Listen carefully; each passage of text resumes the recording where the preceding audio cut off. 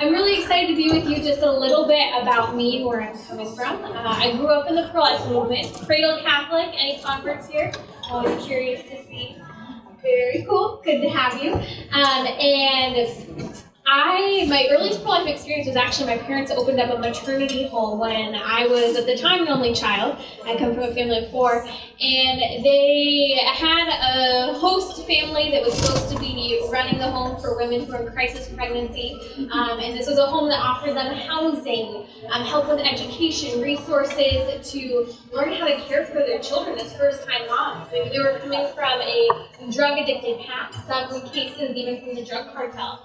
And the host family that was supposed to be running the home was not able to, and my parents literally packed up our home, and we ended up running, like I probably more so intervened there as they ran the maternity home. And so my earliest pro-life experience took place at a very young age, seeing the truly life-changing work of helping women who were facing a crisis. And we were able to see that really abortion was just the Band-Aid for everything else that was going on in their life.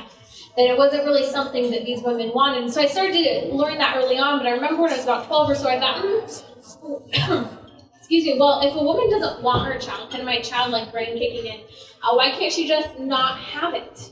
If it's going to be poor or abused, neglected, why can't a woman just abort her baby? It's just not having a baby. And so I thought, I really support all the great work my parents do, what I've grown up around, but, I'm just going to kind of lay low. I think I'm okay with abortion.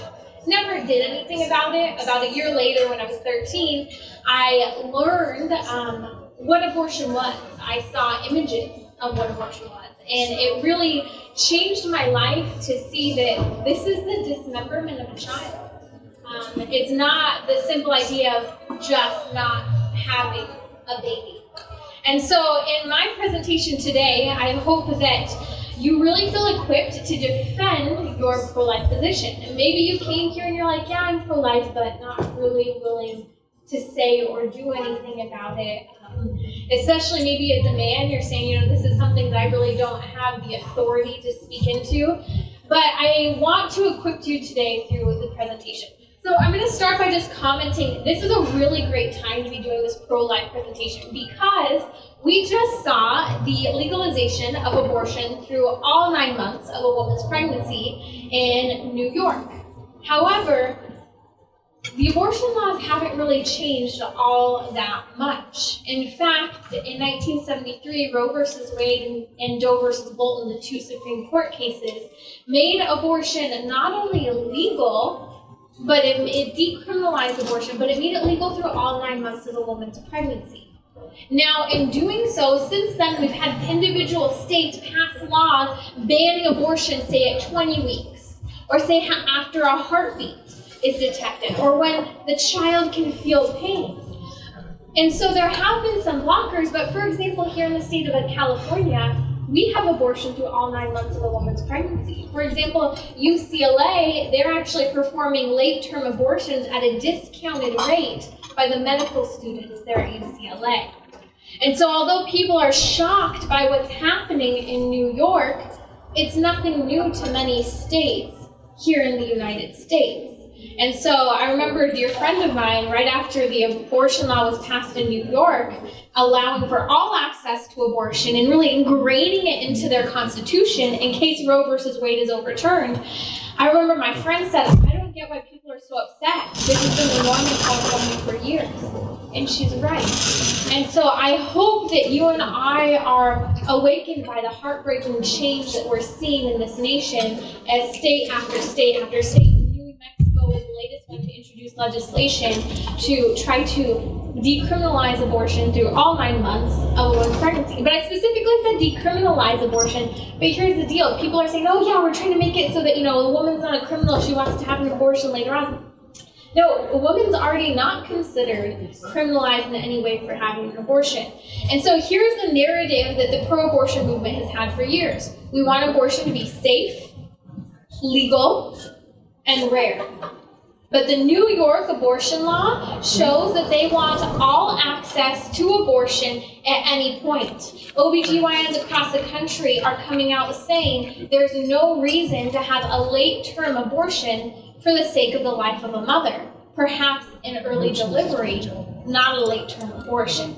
And so this is about the woman's right to choose and what it comes down to at the end of the day, which is why we're seeing Maryland and other states, their governor, saying, oh, I'm pretty sure it was Maryland, I think that, we're okay with infanticide. What we can do is a woman can have her child and then the child can receive some medical care while the doctor and the woman discuss her options, that option to kill an already born baby that's outside of the womb. That's how far and radical the pro-abortion views are. But here's the great news about this.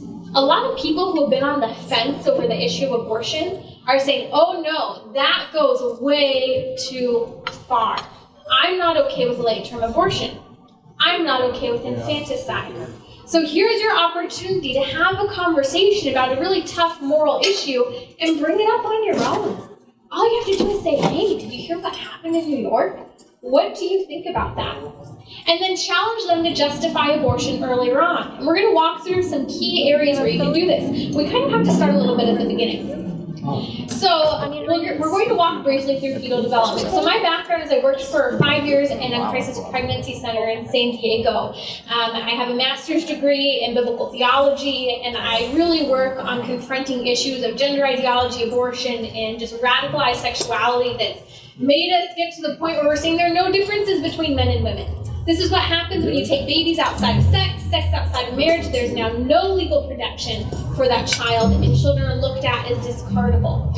However, being in the crisis pregnancy center is something we see were the miracles of these little images of ultrasounds.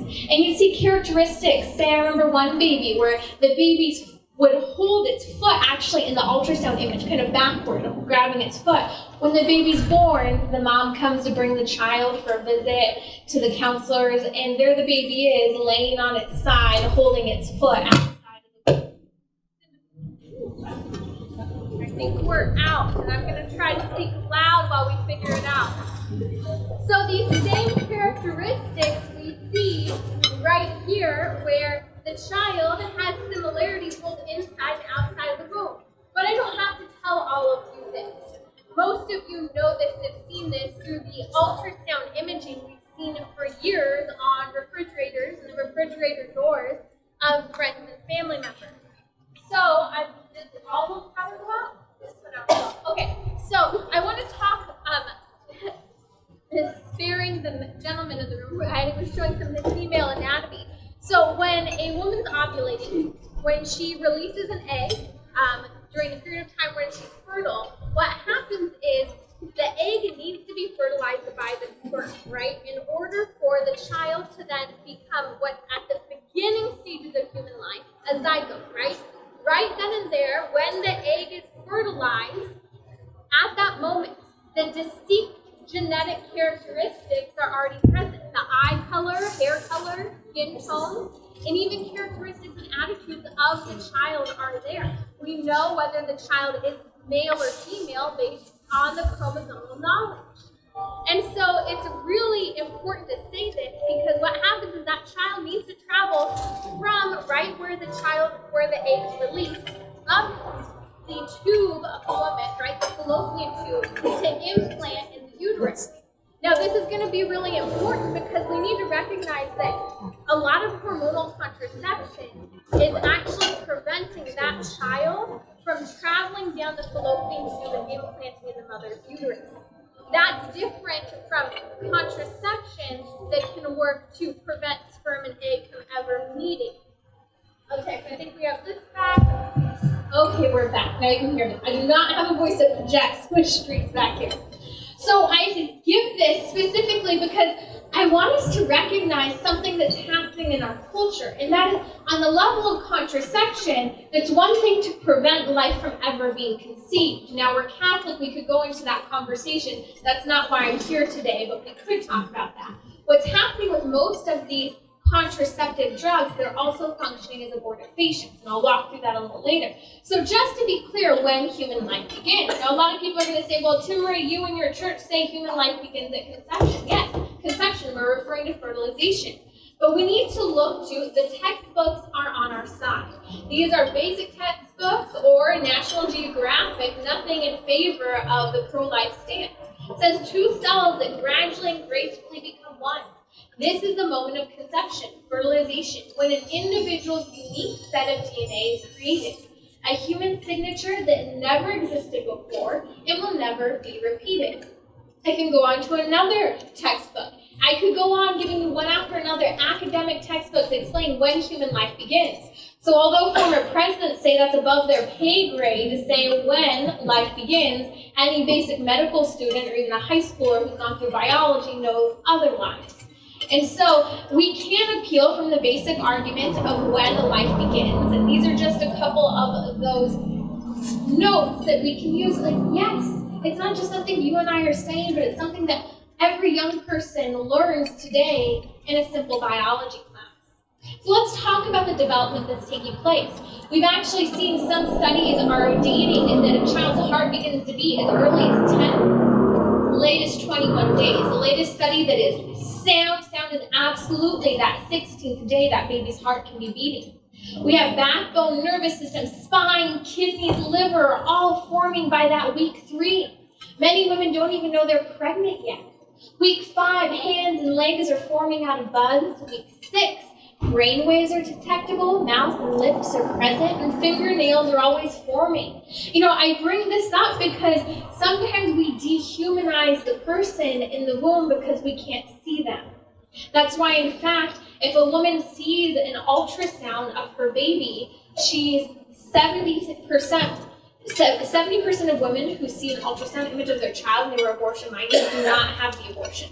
7 out of 10 women. So people tell me all the time, Timmerie, I need your help. I need you to talk to my friend. She's considering having an abortion. You know what you can do that can make a world of difference? Say this to her. Let's make sure that you're healthy. Let's validate your pregnancy. Let's go get an ultrasound. All you're doing is saying, we're validating the pregnancy, making sure that you're healthy, let's go get an ultrasound. She's going to hear her baby's heartbeat. She's going to see the image of the baby. You just made it one of the greatest possible impacts you possibly could. Whether it's a teen pregnancy, a friend, whatever it might be, that's going to make a huge difference. I have people come all the time, oh, my parents are going to be so upset. Have someone come in and go with you to tell your parent and get the parent involved with you to go into that ultrasound. That's going to impact and create a bond there and be a testament to life for the mother and those involved. Week 7, eyelids, toes are forming, the nose is distinct. In fact, we have so many ultrasound images of side profiles of the baby, and boom, there's the nose, there's the mouth, there's the hand. They're all there present. Now, week 8 is a very important week because there at week 8, we have the organs are already in place, bones are beginning to replace the cartilage there, and the fingerprints begin to form. The baby can begin to hear and even recognize the voice of not only the mother, but the father and other familiar voices around them. It's pretty neat. Baby can turn its head. We can continue to go through the baby's grasping objects by week 11. All the organ system, everything that is going to develop in the womb is present there at week 12. The child just needs a safe environment to continue to grow.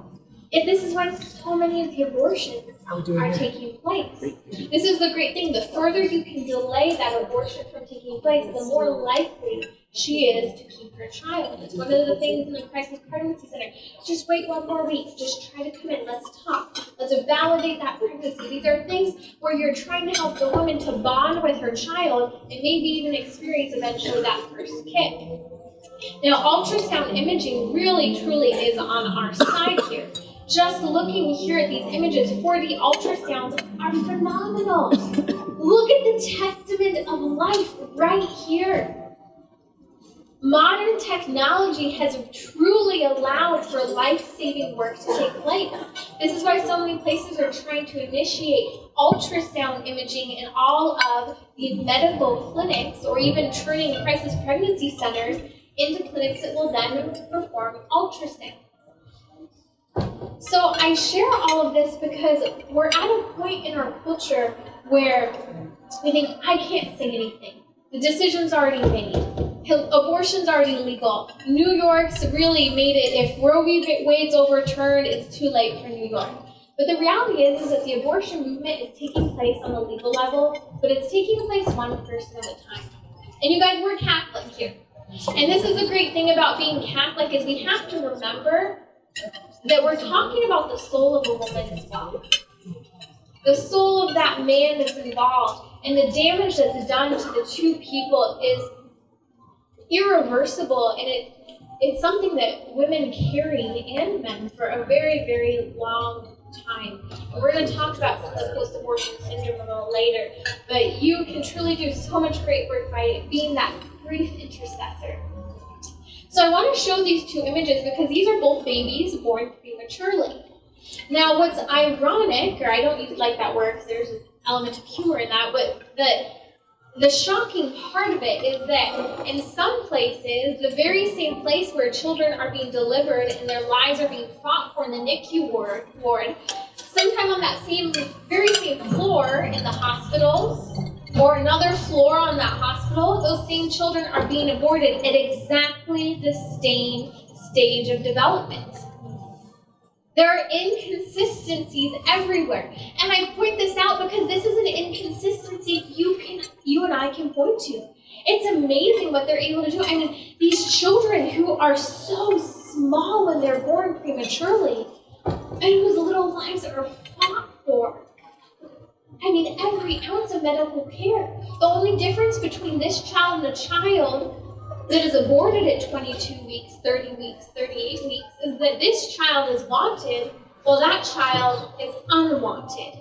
And that's what justifies the legal killing of an unborn child. In fact, it's very surprising. I don't know if anyone here is a nurse or who's worked in the emergency room. I worked before with an organization called Angels in Waiting. And they were nurses who had worked in the ER. And what they saw during their time is that women would come in after sometimes self-inflicted botched abortions, other times failed abortions, and they'd come in. But the baby would still be alive, and the woman would go into premature labor and give birth to a child. If the child was unwanted and the intention was to abort the child, what happens?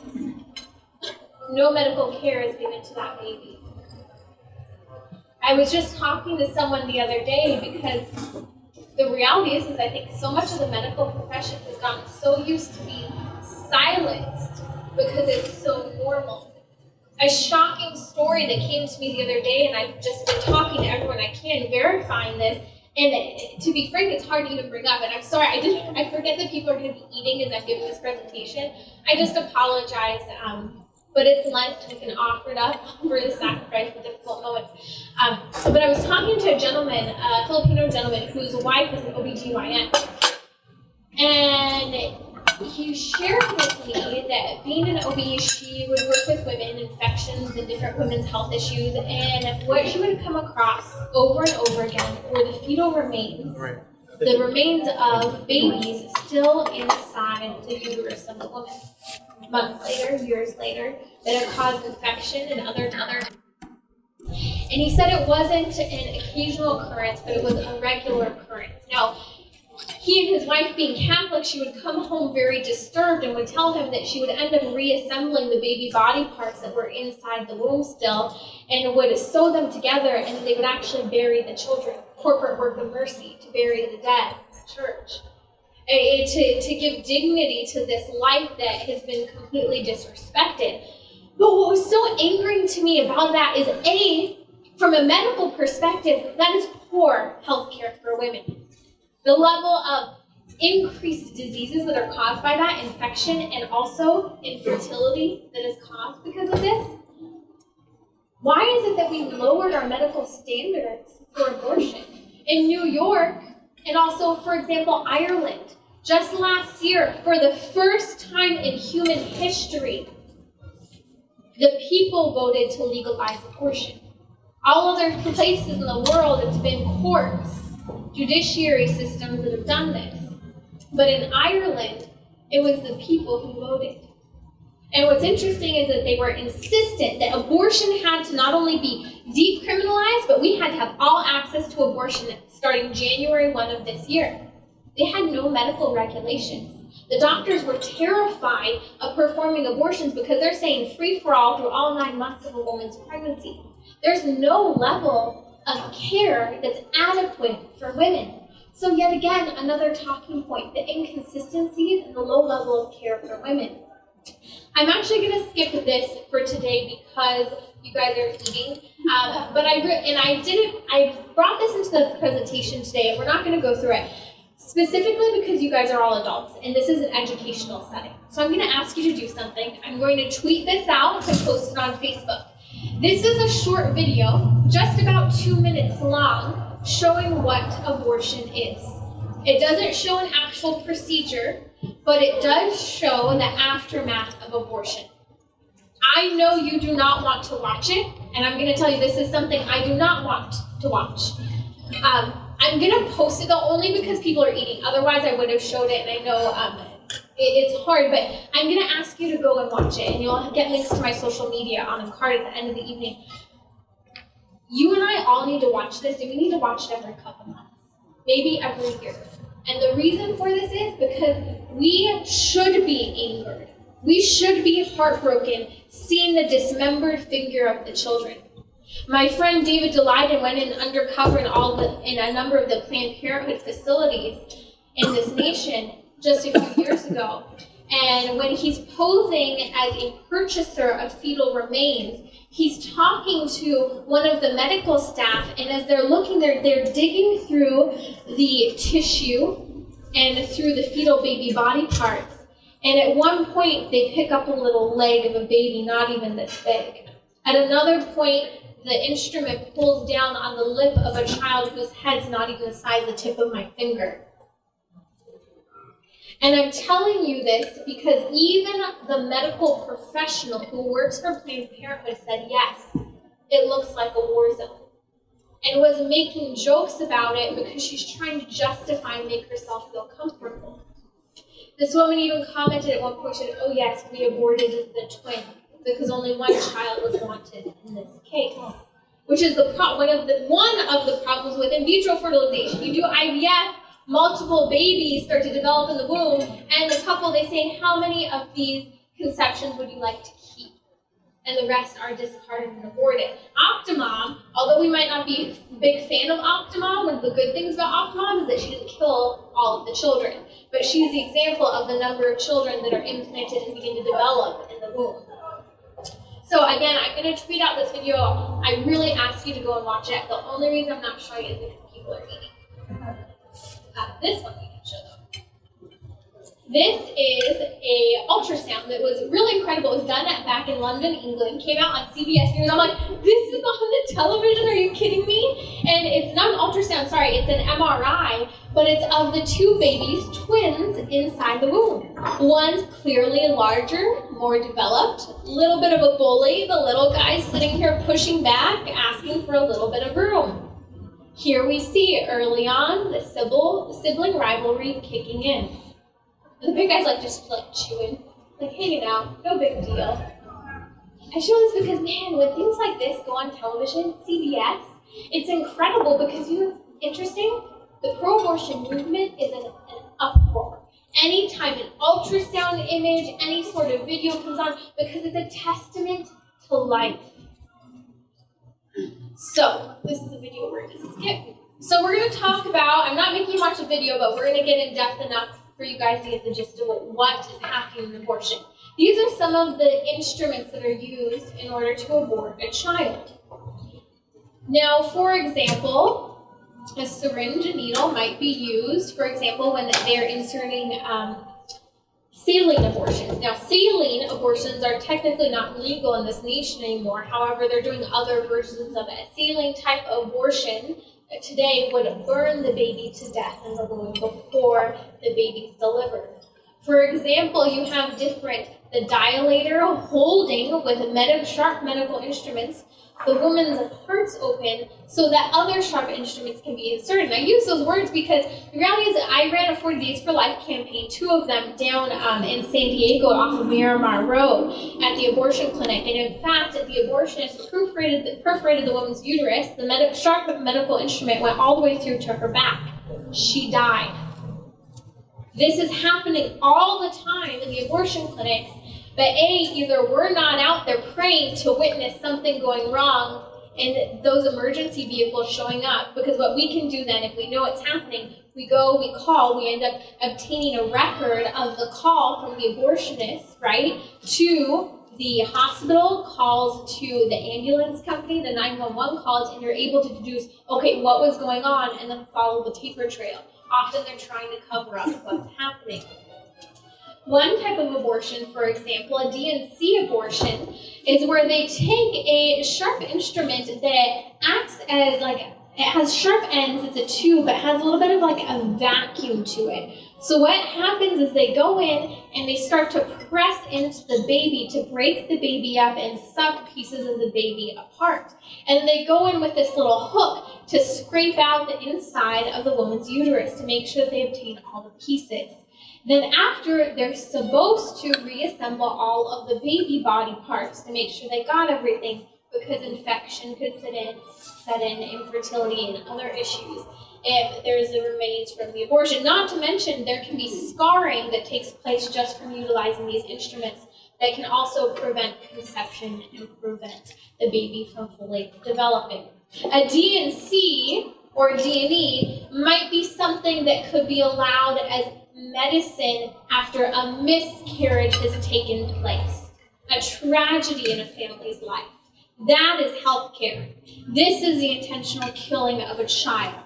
And that's a really important distinction, because Planned Parenthood just hired a new president that is a doctor, that is an immigrant, Dr. Leanna Wen. And you think after living and coming from China and seeing the China's one-child policy and forced abortion, she would be a little more sentimental and uplifting toward human life and the freedom that we have here in the United States. But instead, at all costs, they're trying to defend abortion to make sure that people know that abortion is healthcare. Abortion is not healthcare. Pregnancy is not a disease to be radically attacked like a cancer. So I want to talk for a second about RU486 abortions, mifepristone. This is the abortion pill. It's really only supposed to be taken up to about 8-ish weeks, but we have cases where Planned Parenthood is actually giving it up to 16 weeks in some cases. RU486 is a set of 2 pills. The first set of pills is supposed to start to kill the child. The second set is supposed to induce a mini labor, not so much labor, but a passing of the baby. Now this takes place at home. This is a chemical abortion. A woman's going to walk out of Planned Parenthood with a little brown bag to start taking the pills. There's no follow-up to an RU486 abortion. Abby Johnson, who was an employee of Planned Parenthood, who left in 2008, her life story is being told and coming out in the theaters at the end of this month, or just in about a week. It's called Unplanned. It's also a book that she wrote back in, I believe, 2010-ish. It's rated R because that's what abortion is. So although it's kind of limiting some access to people to watch it, it should be rated R because that's what abortion is. So please go and support it, especially on opening weekend. But this is what she said. She witnessed, so her story, she witnessed an ultrasound-guided abortion one day when they had a different abortionist in, and she had to help by holding the ultrasound technology on the woman's body. And she watched the screen as the abortionist is performing the abortion, and she's seeing the baby physically moving away from the instruments as it's dying in front of her. She said her hand was physically in pain as it held what was necessary to show the abortionist where to go. That day she walked out to a prayer warrior across the street who was one of the founders of the 40 Days for Life program that we now have taking place right now. But this is what she said, because she had, I believe, 2 abortions, and one of them was an RU486 abortion. And she said they told her it's nothing worse than a heavy period, according to Planned Parenthood. So she thought, okay, it's pretty easy, and she took the bait. Abby then goes on to tell her story that She did not go into work.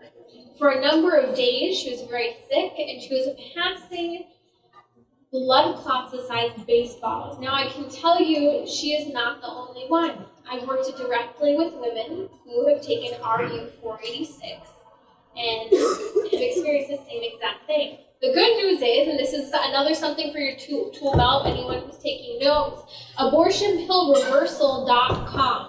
If a woman began the abortion pill process and has only taken the first pill and they catch it early enough, with medical guidance and through contacting the physician group, and they have physicians across the country, through the abortion pill reversal program with administering levels of progesterone, you can actually support the pregnancy, preventing the miscarriage, just like they do, or preventing the abortion, just like they do with miscarriage.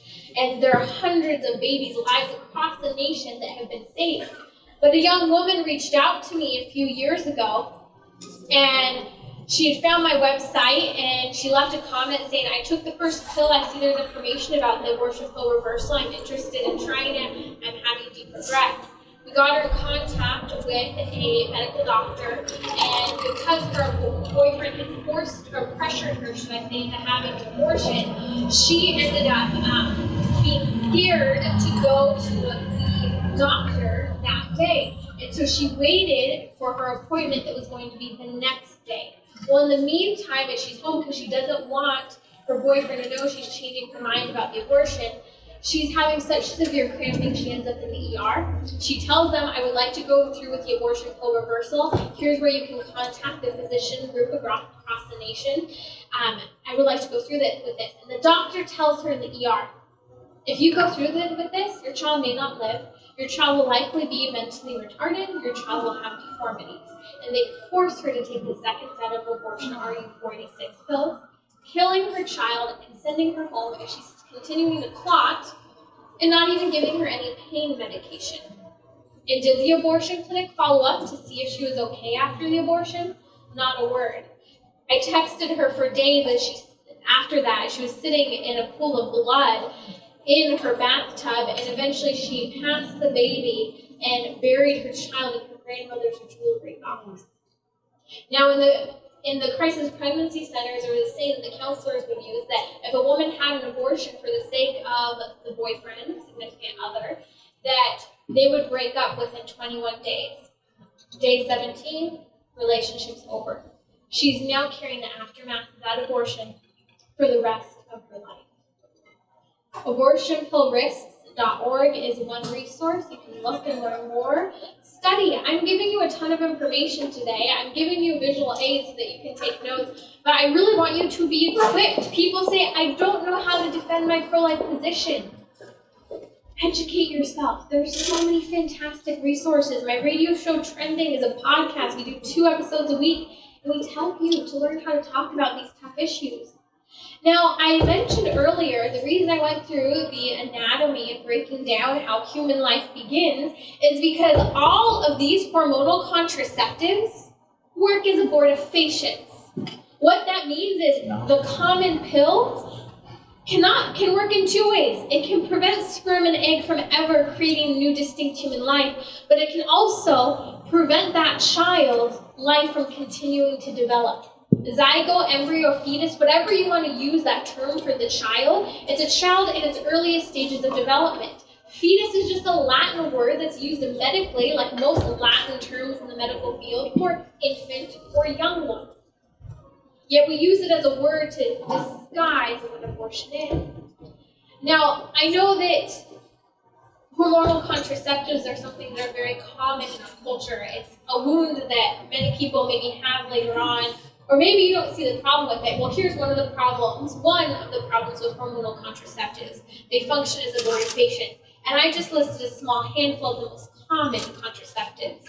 Now, the saying is that it's an average of every 18 months that a woman is sexually active and on a hormonal contraceptive that she has an abortion and doesn't even know it, an early stage abortion. So it's something to be very aware of. And again, I would be glad to give that talk, but I'm not giving the contraception talk today, which we can talk about from the perspective morally, religiously, but also just at a social level as well. So thus far in the presentation, I've been interweaving stories about women, but one of the complaints that the pro-abortion movement often has is that pro-lifers are obsessed with babies. They're obsessed with the unborn. Well, maybe there's a reason, because they're human, they're little people, and they're much more innocent than you and I ever could be, and so we should be a little obsessed with innocent children. But we need to make sure that our arguments are sound and that we're talking to others where they're at. Which is why talking to someone where they're at, just by mentioning the New York abortion law and asking what they think, gives us a starting ground to start having a conversation and to challenge their views.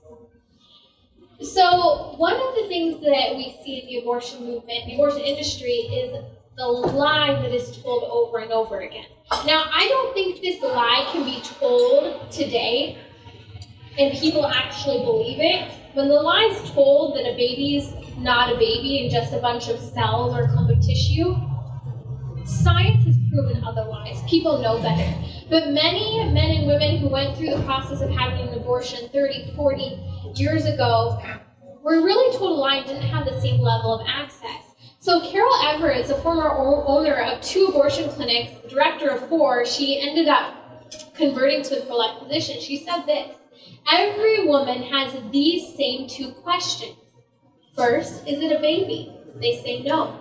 The counselor assures her it is a product of conception or a blood clot or a piece of tissue. And she says how many women would have an abortion if they told them the truth. How many women would have, and this is a story of so many women today.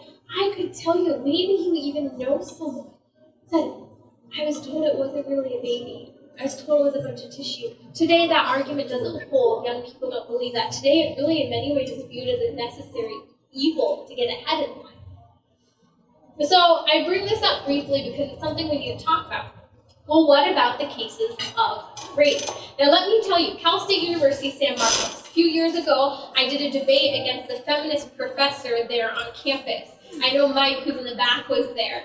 And you guys, first of all, she gave extra credit to her students. Now, they're studying like gender studies and feminist courses that are very sexualized and radicalized. So let me tell you, the crowd was something else. And we had about 300 people in that room.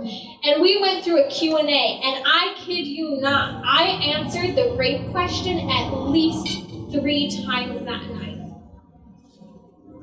It's because it's that one last area where people go, well, what if? Let's justify this. It's less than 1% of all abortions that take place because of the health of the mother and because of the instance of rape. So in one instance, you could say, okay, let's say, when you're talking to someone, let's just say, I'm not saying that I do, let's say you and I agree that abortion could be acceptable in those cases. It's not, but let's say it could. Let's talk about the other 99% of abortions that are taking place electively for the whim of the decisions of the mother. I want to go to prom. I don't want to be pregnant at prom. I want to fit into my dress. That's a legitimate reason. Believe me, I worked with these women directly. But let's actually take on the rape question. So I'm using that because you could actually sidestep the question and say, let's say we agree. Let's set that aside. It's not acceptable, but let's take on the rape question. Planned Parenthood, Abby Johnson, in her story Unplanned, tells us about how she ends up having a rape victim come in. And she's counseling the rape victim, and she's trying to decide whether or not she has the abortion. The victim then goes on to have the abortion, and she comes back later to Abby when she's working at Planned Parenthood and says this: I was the victim. I completely understand that I carry no blame for the rape. But when she began to weep, I keep having nightmares about the abortion. I feel so much guilt. I know I deliberately took the life of my child. Here's what happens with rape victims. They know they're innocent. They have been victimized. But when they have that abortion, what happens is the victim begins to identify with the rapist. And it causes further mental anguish and prevents the development and healing that that woman so desperately needs in our culture. Not only that, we're also destroying the evidence when we perform abortions of the rapists. There are many undercover sting operations that have taken place in Planned Parenthood, and they're showing that stepfathers, stepbrothers, soccer coaches are bringing minors into Planned Parenthood and other abortion clinics, and they're obtaining abortions. Now, I'm a mandated reporter. In order to speak and interact with young people, I had to go through hours, and I mean when I say hours of training, to be able to identify physical abuse, emotional abuse, and I'm mandated to report that. So are the Planned Parenthood facility workers, and they're not reporting it. I'm telling you, go to Live Action and check out Live Action's work on YouTube. You'll see these videos they put together where they go in undercover exposing this. It's shocking. But just because the father committed a grave crime, should the child receive a death sentence? Not even the father receives a death sentence under our justice system. And the woman is not better off for having had that abortion. Now, I answered this question over and over and over again at this debate, right? And I took it over and over again. And at the end, a young woman from Vietnam comes up to me. She's a student there at Cal State University, San Marcos, and she's weeping. And she says, "Thank you for answering and bearing testament not only to the child, but the woman's experience. I was raped when I was a child, molested when I was a child, when I was a teenager, and I was forced to have an abortion. And what you just said summarizes my entire experience." And this is a story of so many rape victims. Yes, that child may be a reminder of the rapist, but thank God for the opportunity to offer a child up for adoption, to place that child for adoption. That is a heroic act that requires 9 months. And in fact, many women who do so experience great healing with time. They go through this process of having the child. Now let's talk just briefly about the post-abortion syndrome. I'm going to run through it quickly. You guys, I don't have to tell you what post-abortion syndrome is. Every time people are like, "Oh, I didn't know that," I say, "Really? You didn't know? You don't know someone who had an abortion and has experience of multiple of these symptoms? Or maybe you didn't notice the indicators of it?" Guilt, 34% increased risk of anxiety, avoids children, or the opposite, becomes a helicopter parent. I have people in my extended family who are so. Avoids pregnant women, 220% increased risk of using marijuana. But that's no big deal anymore, right? And gateway drug, let me tell you, gateway drug. Anniversary reminders. The anniversary of having aborted a child, trust me, they remember. The anniversary of their due date, they remember. It's often a day of utter and complete doom, depression, sometimes weeks of shutting themselves off. 115% increased risk of suicide, 37% risk of depression. Sometimes they want to get pregnant again just so that they can replace the child, and then that's why they become the helicopter parent, because nothing is going to harm or get in the way of what I want for this child because it makes me feel better. On my radio show, I just talked about a new theme among millennials. It's called going no contact, where they cut off their parents. Now, some of the wording in this is really interesting. So what parents are finding is it's like a cookie cutter letter that these parents are receiving. Now, what's interesting about this is some of the things that the kids are saying, adult children are saying, is "I feel like I'm an extension of you. I feel like I'm constantly having to earn your love." They're feeling these things, and I'm reading this letter thinking, some of this sounds like a post-abortive parent who's manipulating their child so that they can feel loved for what they've experienced. And not all of these cases, but some of that is certainly coming into play.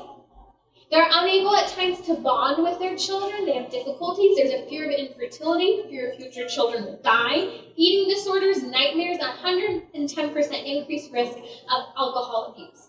This list could go on much further than this. The nightmares alone that I've spoken to women who are post-abortive that they have had is enough torment in and of itself. And this is why I say for just a second, praise the Lord, I am with Catholics today. Because we have an incredible gift in our faith.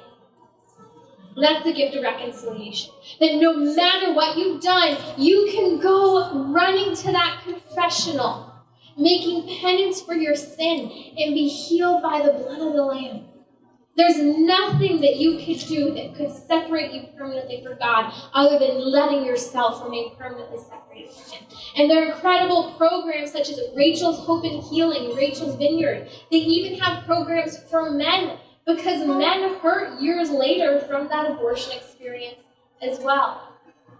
And so if you know someone who's had an abortion, maybe they're not even Catholic. Or often I find in the state of California, they're fallen away Catholic. Invite them to go to one of these retreats. Often, healing from an abortion is a healing that draws them back into the church, back into a life of hope and of faith. So we've got to look at abortion as well from the perspective of a global interaction, because it's easy to look at it just from the perspective of here in the United States. In China, for example, they have the one-child policy. Oh, sorry, someone's going to correct me, I know, and say, oh, no, Timmerie, don't you know it's a two-child policy? Oh, that's great. So the government now allows people to have 2 children and kills the rest forcefully, or forcefully sterilizes women. The government allows you to have 2 children because it's in their best interest. They're not replaced, they're replacing themselves barely still, right? But they're at the point, and we're going to get to some of the statistics in a second, where they have such a population boom. By the year 2020, they're going to have about 30 million men who are not able to find spouses. Some comparisons to that: modern day Iraq and Pakistan, and World War II Japan, when they had such a population imbalance between men and women. Does that say anything? That's what we're seeing in China. Women are committing suicide in China at a rate of 500 women per day. It is the only place in the world where more women than men are committing suicide. Lost motherhood, forced abortion, forced sterilization. If you have a child outside of wedlock and get away with it, family planning officials don't fight, because the family planning officials come into villages and do checks to see if women are pregnant. In fact, you get money in the area if you basically rat out a friend or a family member who's pregnant. Have you heard about the social credit system that they begun to implement in China? It has to do with abortion. It has to do with watching out for your neighbor and what they are or are not doing. I bring this up not to devastate you further and be like, gosh, like, what can I do? Because I feel like news is so overwhelming. There's only so much we can handle, even just here in the United States. I bring it up because this is a tool for talking to someone who is a feminist who thinks that abortion is okay. Because women's rights begin in the womb. They may not agree with that, but they can agree that women in China should not be forced to abort their children. This is how bad it is in China.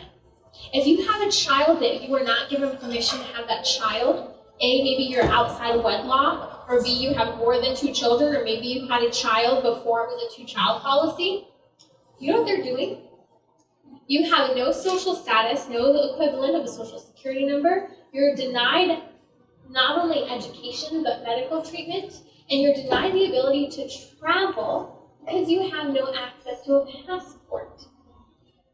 And so people are literally having to go in and try and save and smuggle children out of China. And it's shocking, the developmental delay sometimes even of these children, and there's a black market to traffic babies. Some of these trafficked babies are being sold into the pornography industry. The fastest growing industry in the porn industry is child pornography. Now again, that's a whole other topic, talking about the addiction on the level of the brain of pornography, and how when you become used enough to pornography, you need more intense pornography because of the chemicals such as dopamine, norepinephrine, and some of the others kicking in your brain. And so China is feeding into this industry. Even if you just look at the advertisements in China, they're so sexualized when it comes to women because there aren't enough women. They're not meeting a basic, beautiful element of starting families, having families, because they can't find spouses. Currently, there are 37 million more men than women. I said 30 million men who cannot find spouses as of next year. If you have a child and you weren't given permission, you have to pay a social compensation fee that's up to 10 times your salary. It's just astonishing what is happening in China. Like I said, 30 million men will not be able to find spouses. The sex-age imbalance is huge. Again, I want you to remember this. World War II, Afghanistan, and Pakistan today. That's where we saw population imbalance like this with more men than women. So here are the inconsistencies of our culture. I'm with an older crowd. A lot of time I forget I can't bring this up to like the teens. Do you guys remember the Scott and Lacey Peterson case here in California? How many counts of murder was he charged for? Two. For the mother, for Lacey, and their unborn baby. Now, New York's abortion law, they had a court case that was starting up where a boyfriend stabbed to death his girlfriend and killed his preborn child. He would have been convicted for 2 counts of murder. Now, because of the new abortion law, 1. There are inconsistencies everywhere. A teenager can't even get an ibuprofen or a Tylenol in high school, yet, guess what? State of California, no parental rights. The school can escort your child to go and have an abortion. The school system is now being told that teachers, as of the beginning of the year, we were just talking about this on the radio show, the teachers had meetings at the beginning of the year, and they brought in some LGBTQ representatives, and they were training the teachers, telling the teachers that they can no longer, they should no longer refer to any of their students as male or female. You should use gender-neutral pronouns. And also told the teachers down in San Diego that also you should not notify the parent if the child's experiencing any sense of same-sex attraction or gender dysphoria. I use gender dysphoria. They say identity, right? Because the parents are either ill-equipped or biased religiously or morally to deal with the issue. So they start taking that child and giving them care without even letting that parent be notified. In the state of California, you also can't even address, as a psychologist with a minor, all you can do is affirm a child as what they identify as. You can't question or have conversations if that child's a minor. I bring this up because it's very similar to what you're seeing with the abortion laws that we've allowed to take place for years. Parents' rights are gone. Child can't even get an ibuprofen, but they can get an abortion. So in our culture, we're at the point where about 1 in 4 women are having abortions. So that's about 32% of abortions are people at age of 20 to 24. 20% of abortions are that teenage years, 19 to 15. This is a really scary thing. 31% of people having abortions are Catholic. That means you and I can do something about this. Better education, better conversations. Not just saying, this is what the church teaches, but saying why. Part of the issue here is that so much of sex education, maybe this is what you received, was just don't do it. Not why. Not that sex is meant for marriage. The gift it brings to marriage, the gift of life, the sacredness, the responsibility of sexual intimacy. We can do more better here, you guys, just by engaging in conversations that are uncomfortable. Trust me, I get it. I'm at the dentist.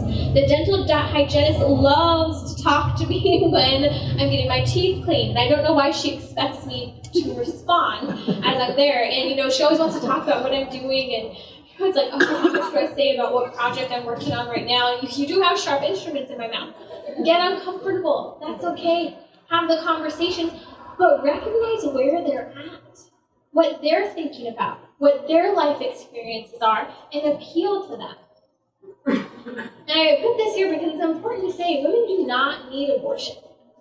And I say this especially to the young people out there, and you can say this to your children. I use this as an example.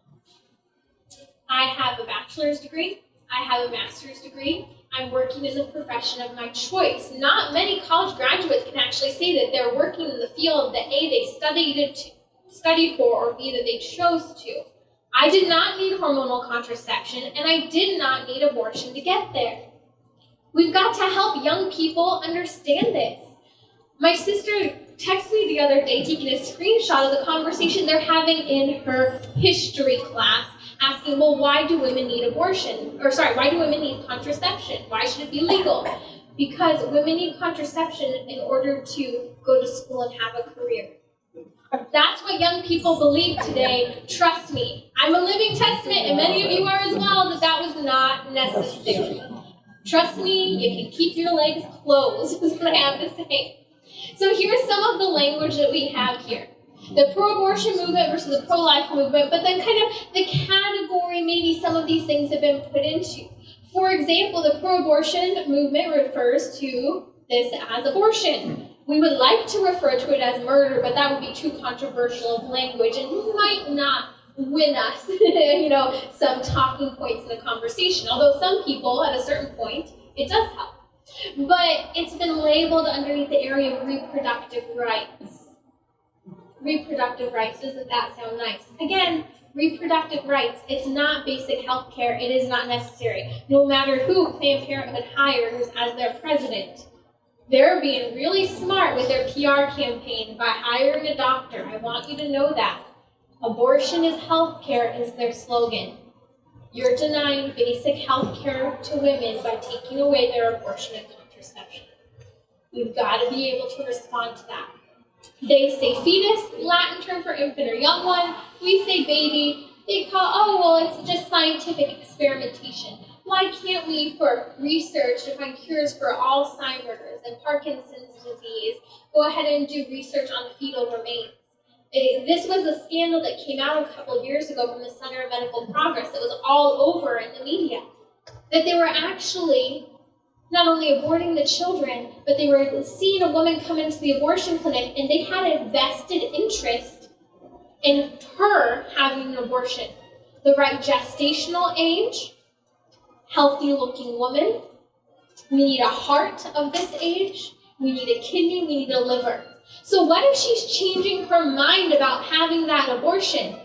They're going to be pressuring her because it's about their bottom line. And I quote that, their bottom line, as some Planned Parenthood workers have outright said. And in some cases, they're not even properly doing the paperwork to get permission to use the fetal remains of these babies for scientific research. And they say, well, it's achieving great things. There has been no cure for Alzheimer's, no cure for Parkinson's, and we have to remember this.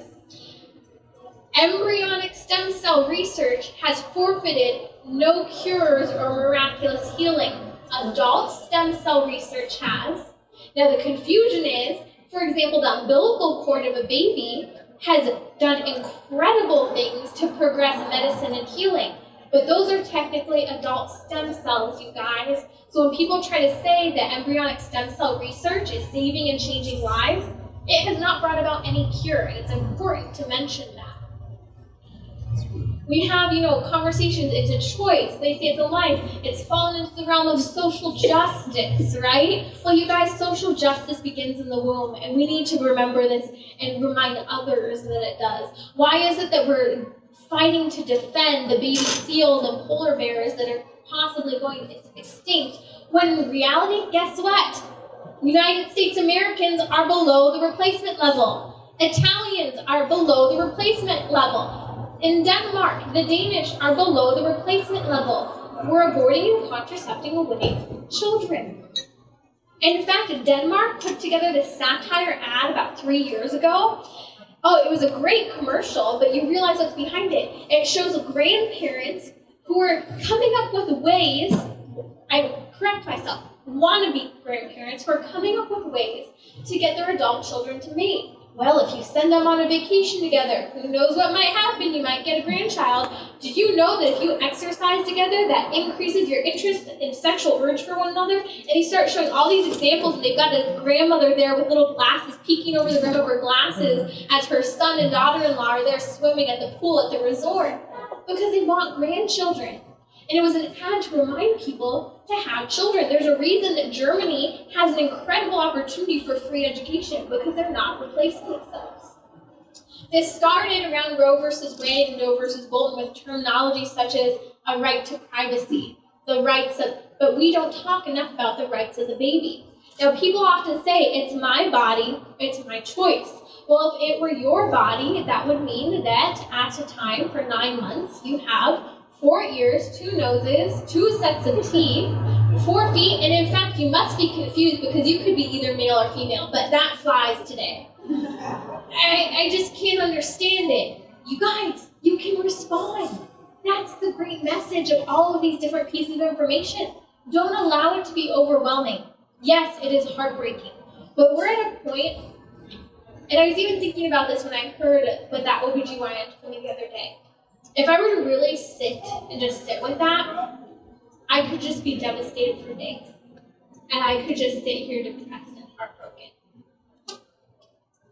But we can't do that.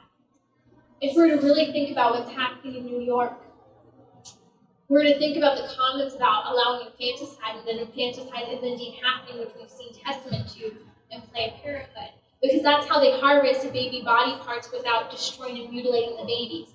They commit infanticide, they kill the baby after, in many cases, if they want to let it later gestational age. And it's shocking. You and I can do something. Offer the heartbreak, the sorrow, the fear of speaking up to our Lord. You know, in the Catholic tradition, what is courage? What is the virtue of courage? It's to act in the face of fear. Courage is to act in the face of fear. It doesn't mean that fear has gone away. It doesn't mean that heartbreak, that pain has gone away. But it's to act in the face of it. Fortitude goes a step further. It's to act in the face of the fear to the point of death. This is why Christ gave us the example on the cross of total life-giving, self-giving love. He's calling us to that. And our Lord is offering us the opportunity to speak up, get uncomfortable, go and pray in front of that abortion clinic. I want to just point out briefly, and again, these are older numbers by a couple years, because we're always about 1.5 years behind in the numbers of Planned Parenthood.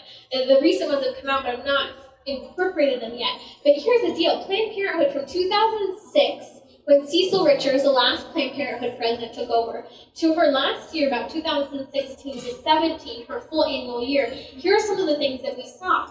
The abortion numbers increased 10% each year. They went from 289,000 to 321,000. Abortion numbers went up. Their patients declined. They're seeing about 1 million fewer patients almost than they were before. Their government funding has increased to 200 million more. Their clinic closures last year, 1.5 years ago now, the year before last, was 32 that year.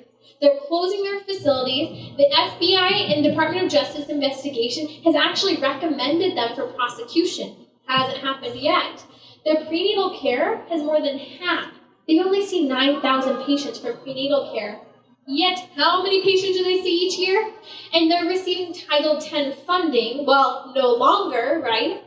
They were receiving Title X funding that was supposed to go toward family planning services, toward low-income individuals.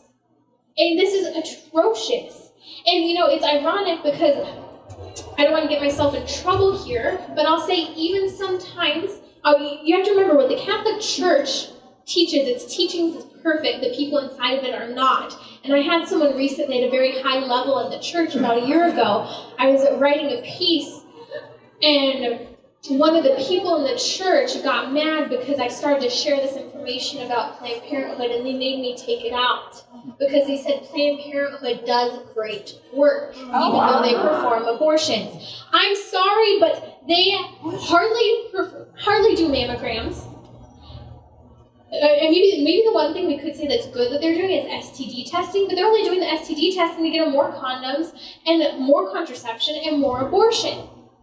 Their abortion numbers have increased. Planned Parenthood employee Abby Johnson, 2008, she left. She said that they had a bottom line for the number of abortions they had to perform. They started having abortion quotas.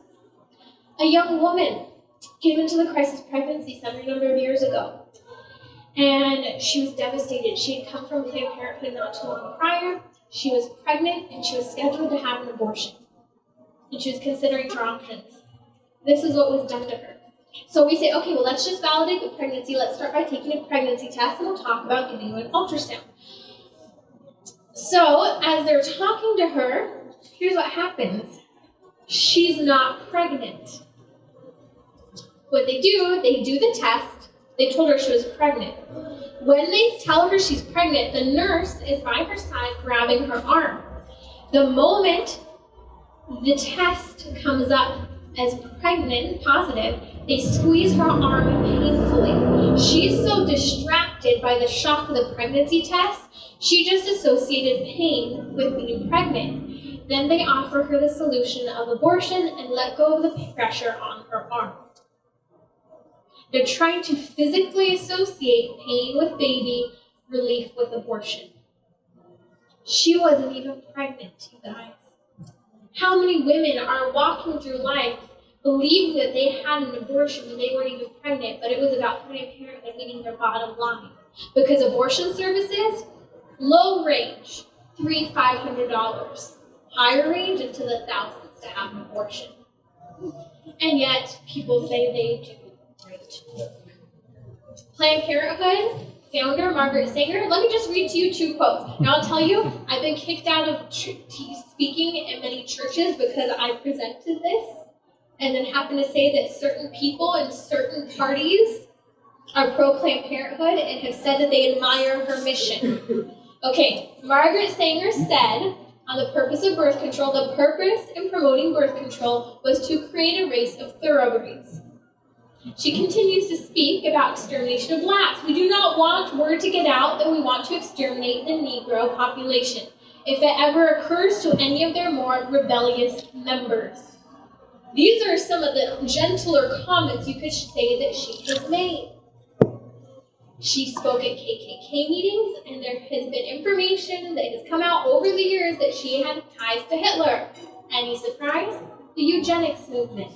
This is the founding of Planned Parenthood, and while you can actually call Planned Parenthood and specifically donate money, and they can get away with this, saying, I'd specifically like to donate money to abort an African-American baby boy, and so forth. We haven't even gotten into gendercide that's taking place, for example, in India and China, better preferential treatment for having boys.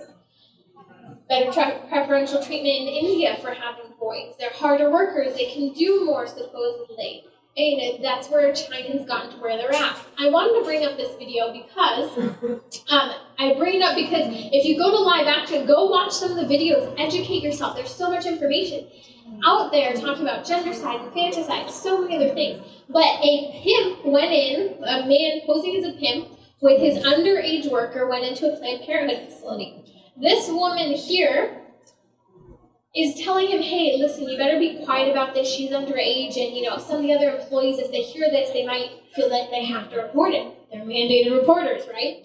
And she said, listen, you didn't get this here from me, but to make this easier, she pulls out paper, circles an area. You can go here, get abortions, no questions asked. Some of it will even be covered under some of the state funding, medical funding.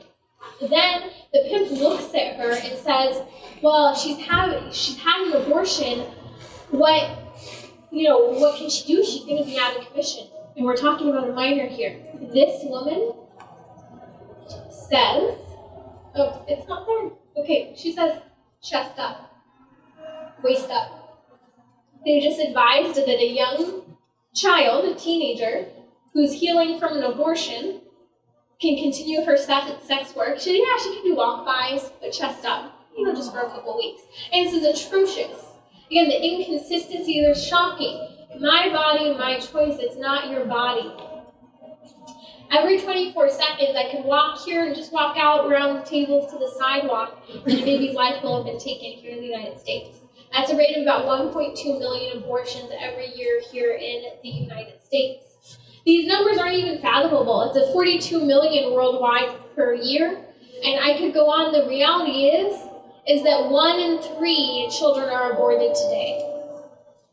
The number kind of teeters between 1 in 3 and 1 in 4, but I hold to the 1 in 3 number, and here's why. Some of the statistics do show that abortion numbers have gone down. However, some of the states with the highest number of abortion clinics and abortion numbers are not required to report. For example, California, not required to report their abortion numbers. Also, RU486 abortions are one of the most common abortions performed today. And they're not listed in these numbers. In addition to that, many girls are not even coming into the crisis pregnancy centers anymore because they're taking Plan B, the early abortion pill, every time they have sex. So the crisis pregnancy centers and the opportunity to offer assistance is becoming limited. I say this because even the work of crisis pregnancy centers has become so difficult. This is why they're starting to do STD screening and other services to try and expose themselves in some way to these young people. You know, I don't know if you heard, but Rosarita was just trending on Twitter. Did anyone hear about this? Rosarita's trending on Twitter. It's a big spring break place. And there are videos, porn, literally, on Twitter of these young people naked, committing sexual acts. I can't even repeat some of what is going on in these videos. And this is what it's leading to. Abortion is just a band-aid for the greater issue of the culture. That's why we've got to talk about the fact that sex belongs in marriage. And there's a responsibility. When you have sex, there's a possibility of a child. And you have the responsibility for that child. You're going to look through this. My slides right here are duplicated. Okay, so I want to throw this quote out here because it's like one of those ones you got to take a deep breath. The content's hard. St. Mother Teresa, I love this quote and I remind myself of it every time I become overwhelmed by the abortion issue. St. Mother Teresa said this, "I alone cannot change the world, but I can cast a stone across the water to create many ripples." I'm asking you guys to create ripples in your families, in your churches, on the sidewalk of the abortion clinics, legislating, being willing to speak out against legislation that is furthering a rampant sexual education of minors, that's getting further access to abortion, having the tough conversations. You can create ripples. Trust me, you're in the bathroom at Chipotle and you hear a 14-year-old saying she's pregnant. Create a ripple. Talk to her, you guys. Don't be afraid to butt in. And we've got to do this more. And I think about, Mother Teresa, she was such a tiny little lady. And a young man one time when they're caring for the poorest of the poor, they're caring for lepers, they're caring for people who they're picking up out of gutters, they're just dirty. And the young man looks at Mother Teresa and he looks at her and just says, "How do you do this?" And she grabbed his arm with such strength and she shakes him and points at the cross and she says, "I could not do this for 1 second if it were not for him." Where does our strength, where does our courage come from? It comes from the cross. It comes from the sacraments. It comes from being in a state of grace, keeping yourself accountable and plunging on. Jim Caviezel, who played Jesus in The Passion of the Christ, who's known for the show Person of Interest, he loved St. John Paul II. And one of the reasons he loved St. John Paul II so much is he said he believed that we could be saints. He looked at young people and he called them to be the saints of the new millennium. You guys, we can. You're one confession away from that and being in a state of grace and fighting to be in a state of grace and getting out there to pray in front of the abortion clinic, having the tough conversations. They're not easy. I don't say this as a pat on the back to myself, but because when I was 13, I started sidewalk counseling. Who was I? I was younger, half the age of a lot of these girls walking in there. You don't know what to say. You have all this information, but you're there and you're the final stand between that abortion clinic, that death, and that child. Pray to the Holy Spirit in those tough conversations with friends, family members, or an abortion-minded woman. You can make a difference. So here are some tools for you. How do we debate the issue of abortion? At the end of the day, it comes back to the humanity of the child. This is one strategy that was put together back in the 90s by Stephen Schwartz. It's the acronym SLED. I really recommend you write it down. So S stands for size, L for level of development, E for environment, and D for degree of dependency. Now, this can help you in most pro-life arguments when you need to bring it back to the focus of the child. The child's a person. Here's a question. Does how big you are determine who you are? Is it okay for big people to kill little people? Because that's ultimately the question. Is it okay to kill a 2-year-old? Is it okay to kill a 1-year-old? Is it okay to kill a newborn? Why is it okay to kill a baby in the womb? And we could give all kinds of examples of this. It's a challenging question. Ask questions. The level of development. Are 20-year-olds more human than 10-year-olds since they are smarter, stronger, more mature? No. I mean, in fact, a lot of people are walking around, many of those people who are in Rosarita, with half-developed brains, because we know that the prefrontal cortex, truly the prefrontal cortex, the ability to reason properly, doesn't fully develop until you're about 25 or 26 years old, right? So should we abort anyone whose prefrontal cortex hasn't fully developed? I grew up dancing. I danced with the Russian Ballet Company in Washington, D.C. in high school. I wasn't allowed to go on point, to wear point shoes, until a certain bone in my ankle developed that develops with puberty. Should I have been allowed to be developed because my ankle bones structure weren't fully developed? I mean, come on, just because you're not developed in accord with the way a 90-year-old woman might be, or a 50-year-old woman, or a 30-year-old man, doesn't justify killing. Environment.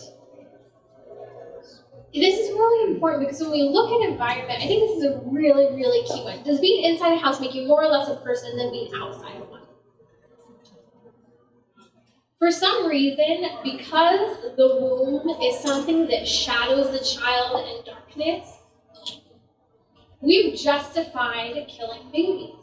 Think about it. When does the most sin take place? Late at night. We hide what we're ashamed of. We do things that we don't want other people to see in secrecy. Although I would say that shame is starting to go out the door with what we're seeing posted online these days. So what we're allowing, that natural sense of shame that was so fundamental after the fall. Adam and Eve began to clothe themselves because they recognized their shame in the garden after the fall. But for example, let's think about this. If that building right there were on fire right now, and someone wasn't sure if his wife had gotten out of the building or not. They thought they'd evacuated the whole thing. He said, I think my wife still might be in the bathroom on the first floor. If the firefighters could, what would they do? They would go in to save her. It's kind of like the question with abortion. If we think that that might be a human person inside a woman's body, wouldn't it be reasonable to wait and see what came out at the end of the 9 months? And I know it's such a simple and almost trivial argument, but people try to back themselves into this corner of justifying abortion, and this is a great thing. Final one, degree of dependency. Oh my gosh, does dependence on another determine who you are? I know a lot of 30-year-olds living in their parents' basements or on the other side of their parents' walls who are still dependent on their parents for shelter, for food, and even some monetary support. Are you kidding me? Degree of dependency. That child has a natural right to be in its mother's womb. A natural right based on its conception. A natural right based on its level of development. That's where it's supposed to be. That is adequate health care. That is adequate care. And so we have to remember this when people say, well, the baby's sucking the life out of me. No, the baby's where it should be to develop at this point in life. So sled, remember that. Now the other last tactic I want to give you is trot out the toddler. There are a couple versions of what people call this, but trot out the toddler is very, very helpful. People try to justify abortion, but they're not okay with abortion, say, at 9 months, or they're not okay with infanticide. So essentially what you do is you take their argument for why they're okay with abortion and ask if that would be okay if it was a 5-year-old child. And then you progressively, slowly work backward from there. Well, what about a 3-year-old? What about an infant? What if the baby can't do this on its own? And you work back until you get further and further into the pregnancy, until your opponent truly is intellectually pushed up against a wall to either have to consider they just shut down and they might not respond, but you planted a seed. You put important information there, and I think trot out the toddler is a really helpful key right now that we can use in light of the New York abortion law. You can bring up abortion quite easily based on trending news today. That's why my radio show is called Trending, because I try to say, hey, this is what's going on in the culture. Bring it up. Table talk. I grew up with chlamydia being a topic of the table. We can talk about abortion. Come on. So what can you do? Here are some ideas that I like to throw out there. 40 Days for Life is going on right now during Lent. It doesn't have to be Lent, and there doesn't have to be a 40 Days for Life campaign for you to get out in front of the abortion clinic and pray. Sign up for an hour. Sign up for 2 hours. Make it your Lenten sacrifice. If you or someone you know is a student, studentsforlife.org, they can start a pro-life group on college campuses. This is huge. It helps them to develop their pro-life position and to reach out to people who are sexually active all the time on their campuses. YouTube videos, live action, Center for Medical Progress, among others. Be a vocal witness. So have the tough conversations, you guys. Volunteer your time. The crisis pregnancy centers, hey, I can always use a volunteer and support as well in some of the work I'm doing. Lobby, maybe you have a gift, you're very articulate, and you would be willing to go up to our state capitol and lobby to uphold pro-life bills and pro-life laws. I could tell you stories where this has been incredibly effective. Just last year, the author of a really scary bill having to do with no longer allowing psychologists to counsel people with adequate psychological care who were identifying as transgender or same-sex attractive. The bill would make it so that you could only affirm the attraction or only affirm the identity they hold to. It would also ban any literature that contradicts same-sex attraction or this radical gender ideology. So they would have been able to ban the Bible here in the United States. They had a lot of support they needed to pass it. The author of the bill went up and down the state advocating for the bill, met a lot of people who disagreed with the bill and were willing to have good conversations, and guess what? It had all the support it needed. The author himself pulled the bill. The same thing happened with physician-assisted suicide in 2007. I was one of 8 people who went to the office of one of the authors of a bill to legalize physician-assisted suicide. We talked to the aide, convinced the aide asked the author of the bill, they pulled the bill, they had all the support back in 2007 to legalize physician-assisted suicide. They didn't legalize it until about a year and a half ago, you guys. Lobbying makes a difference. If you want ideas and resources for where to go, let me know. I can hook you at voxvitae.org. Pro-life training camp for young people taking place at the end of June. Catholicism, chastity, abortion education. It covers it all, and they also have an evening speaker series. People like Father Pavone, Doug Barry, myself, and others will be there speaking. And then there's a link to my radio show, which cards will be passed out at